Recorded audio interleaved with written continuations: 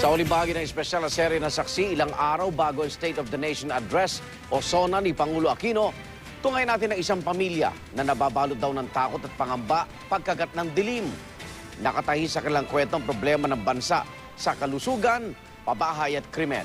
Narito ang Tagpi-Tagpi, isang araw sa buhay ni Juan.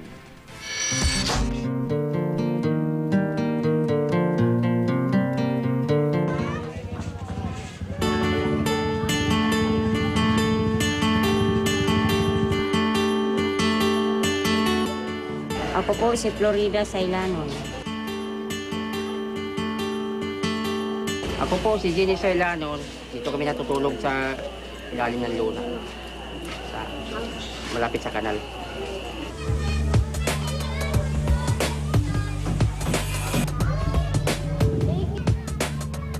Pagbaba ng araw, unti-unti na namin aayusin yung luna namin para mag-ano na kami matulog.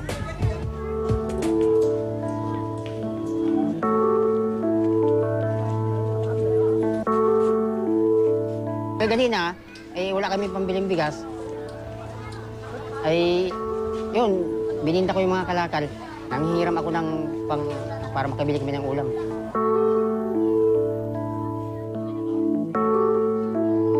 Matinding hirap namin dito. Tinitiis lang namin ang paghirap namin dito kasi wala talaga kami.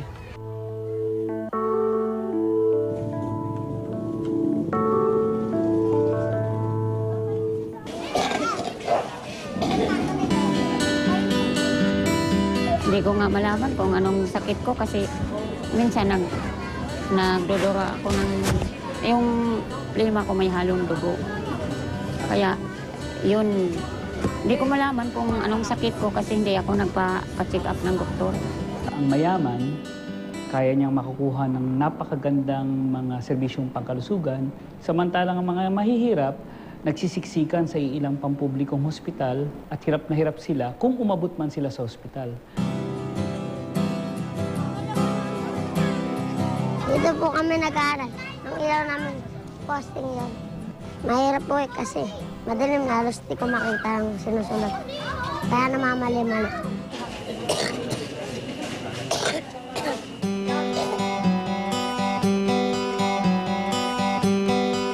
Ganito po kami natutulog.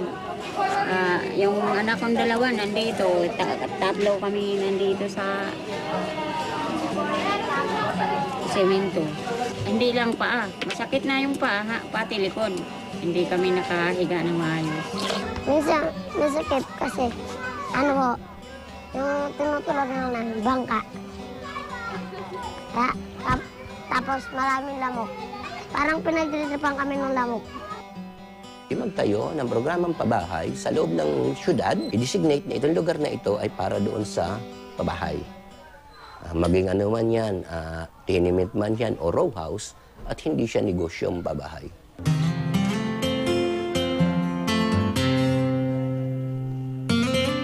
Pagdating sa gabi, makaidlip na kami, biglang may magtakbuhan. Magising kami sa gulat. May magtakbuhan, kaya may nangagaw ng cellphone, may nangagaw ng pera.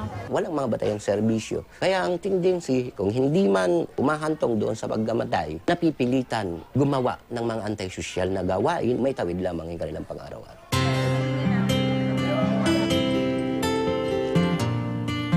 Pag sa gabi, hindi talaga ako makatulog.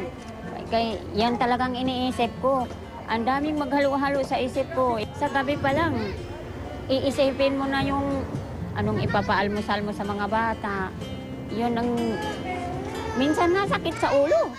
A good economy ay yung natutulog ka ng mahimbing, hindi ka nagwawa, hindi mo pinoproblema yung kinabukasan.